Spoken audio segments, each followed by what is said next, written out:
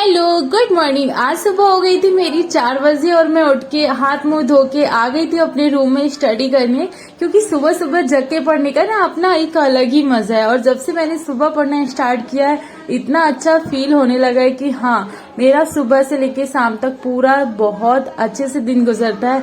ऐसा लगता है कि हाँ, मैं बहुत अच्छे से पढ़ रही हूँ, मुझे अपने टाइम को मैनेज करना बहुत अच्छे से आ गया। इससे पहले मैं सुबह नहीं जागती थी, दिन में 3 से 4 घंटे पढ़ने की कोशिश करती थी, तो ऐसा लगता था कि मैं अपने आप से इतना ज्यादा झगड़ा कर रही हूँ, या फिर मतलब मैं अपने आप से खुश नहीं थी। ऐसा लग रहा था कि मैं ये काम करूँ कि बच्चों को संभालूं या किचन संभालूं, या फिर मैं घर के काम खत्म करने के बाद अपनी पढ़ाई करूं।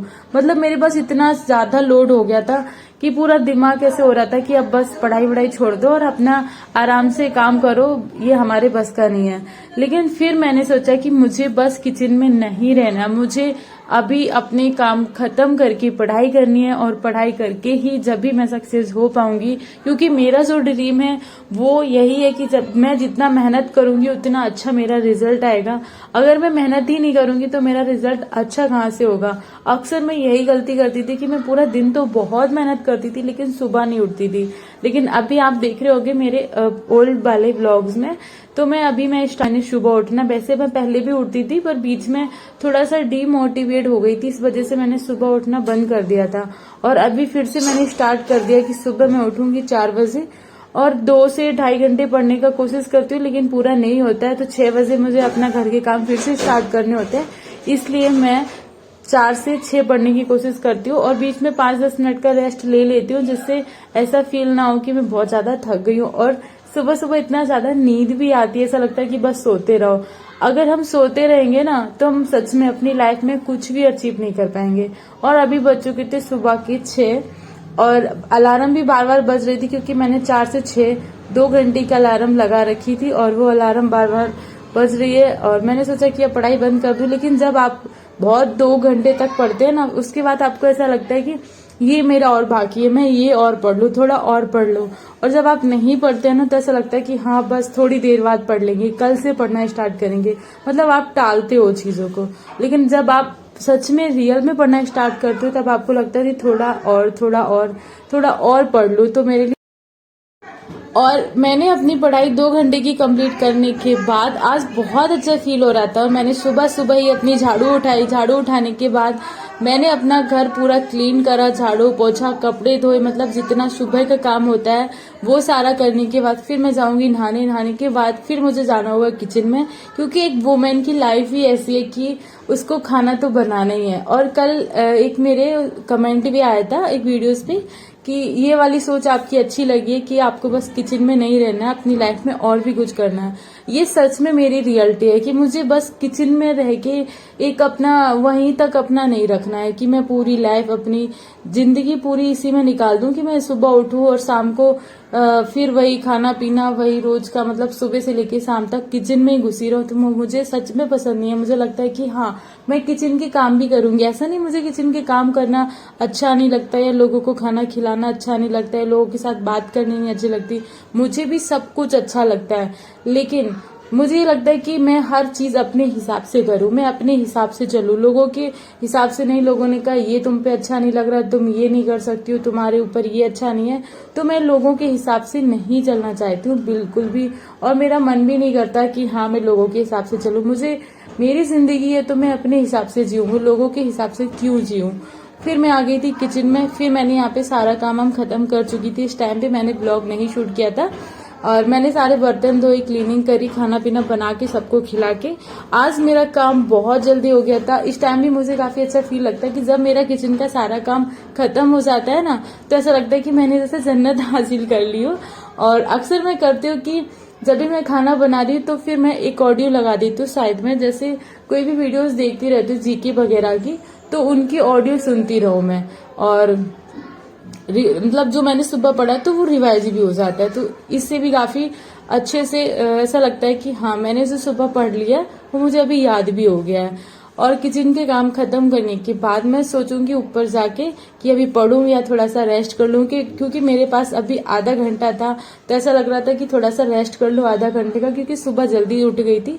तो अभी बस सुबह के बज रहे थे 11:30, आप पीछे घड़ी में देख भी सकते हैं 11:30 बजे हुए।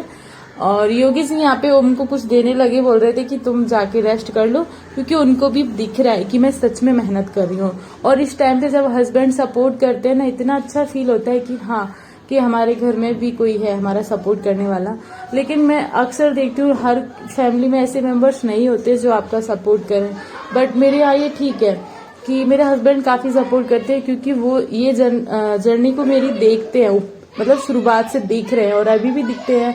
तो फिर उनकी भी यही जर्नी है, क्योंकि वो भी तैयारी कर रहे हैं एसएससी सीजीएल की ही, साथ में अपना जॉब कर रहे हैं, लेकिन प्लस में वो तैयारी भी कर रहे हैं। तो उनको पता है कि मेहनत होती क्या है, मतलब सच्चा स्ट्रगल उन्होंने देखा है।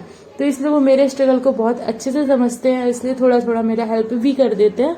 बट मैं इतना ज्यादा उनसे हेल्प नहीं लेती। वैसे तो मुझे लगता है कि मैं कर लूंगी, और मैं कोशिश करती हूँ कि मैं सारी चीजें फटाफट करके अपनी पढ़ाई खुद ही कर लूँ, तो उनसे कोई हेल्प लेने की जरूरत नहीं पड़ती। वैसे उनके पास टाइम कम रहता है, बट जब भी वो घर पे होते हैं तो काफी अच्छे से हेल्प कर देते हैं। तो यहाँ पे मैंने पढ़ रही थी बुक्स, तो मैं ओम को भी समझा रही थी साथ में। ये मैं पढ़ रही थी, जैसे पॉइंट्स होते हैं ना कि किसने क्या लिखा, जैसे हे राम किसने लिखा, तो गांधी जी ने लिखा है। मरो या करो किसने लिखा है, मतलब है ना, ये किसका नारा था, ये नारे थे सारे। तो मैं खुद पढ़ रही थी, साथ में मैं ओम को भी बताती जा रही थी, क्योंकि ये ऐसी चीजें हैं तो बच्चों को भी पता होना चाहिए। जैसे कैपिटल है और प्रधानमंत्री, मुख्यमंत्री की, मतलब छोटे छोटे टॉपिक्स तो बच्चों को पता ही होना चाहिए। वैसे वो अभी नर्सरी में है, बट फिर भी मैं उसको जीके जो भी मैं पढ़ती हूँ वो पूरा नहीं सिखाती हूँ, लेकिन कुछ कुछ ऐसे पॉइंट्स होते हैं तो जो उसको समझ आते हैं मैं उसको समझाती हूँ और उसको याद भी हो जाते हैं। अभी ओम का टाइम हो गया था स्कूल का, क्योंकि अभी बच्चों के थे 12:30 और ओम का स्कूल का टाइम है दोपहर वाला, तो उसको छोड़ने जाना पड़ेगा मुझे। और उसके बाद फिर आके मैं अच्छे से करूंगी पढ़ाई, क्योंकि मैंने आधा घंटे का रेस्ट कर लिया था। रेस्ट के बाद मैं भी बहुत ज्यादा फ्रेश फील कर रही थी, क्योंकि मैंने सुबह 2 घंटे की स्टडी तो मैं तो फ्रेश फील कर ही रही थी। तो मैंने सोचा क्यों ना ओम के साथ भी थोड़ी सी मस्ती हो जाए। तो मैं उसको तैयार करते करते एक स्टोरी भी सुनाती जा रही थी, और हम दोनों बहुत ज्यादा हंस रहे थे, क्योंकि वो काफी हंसी वाली स्टोरी थी। तो वो दोनों हम दोनों मस्ती से उसको तैयार किया, स्कूल छोड़ के आया। और ये साड़ियां कल मैं लेके आई थी, तो मैंने सोचा इनको देख लूं, क्योंकि मेरे साथ अक्सर ये होता है कि मेरी हाइट बहुत ज्यादा है, तो हाइट की वजह से मुझे साड़ियां थोड़ी सी ऊंची हो जाती है। तो मैंने उनको पहन के देखा, देन सारी साड़ियों को फोल्ड करके रख दिया। और ये वाली साड़ी जो मैं फोल्ड करी हूँ, ये मुझे सच में बहुत ज्यादा छोटी हो गई है। अभी मैं देखती हूँ इसका क्या करूँ, अपनी सासू माँ को दे दूं या फिर मैं खुद ही पहनूं, अभी पता नहीं। बट अक्सर मेरे साथ जो होता था वो इस बार भी हो गया कि मुझे साड़ी छोटी हो गई। मेरी हाइट है 5.7, तो मतलब बहुत ज्यादा नहीं है, पर इतनी है कि हाँ थोड़ी सी ज्यादा है। तो इस वजह से मुझे अक्सर साड़ियां छोटी हो ही जाती हैं। और इसके बाद ओम गया स्कूल। अब मेरे पास प्रॉपर टाइम था आराम से अपनी पढ़ाई करने का, तो मैं यहाँ पे लेके बैठी हूँ, जीके ही पढ़ रही हूँ। और अभी आप लोग सोचोगे कि मैं यहाँ पे नोट क्या कर रही हूँ, आपके सामने बुक तो रखी है, फिर नोट क्यों करना है। पर मैं क्या करती हूँ, जैसे मैं जो पढ़ती हूँ, अगर मैं पास में रफ कॉपी रखती हूँ, एक नोट की तरह ही उसको भी बना रखा है।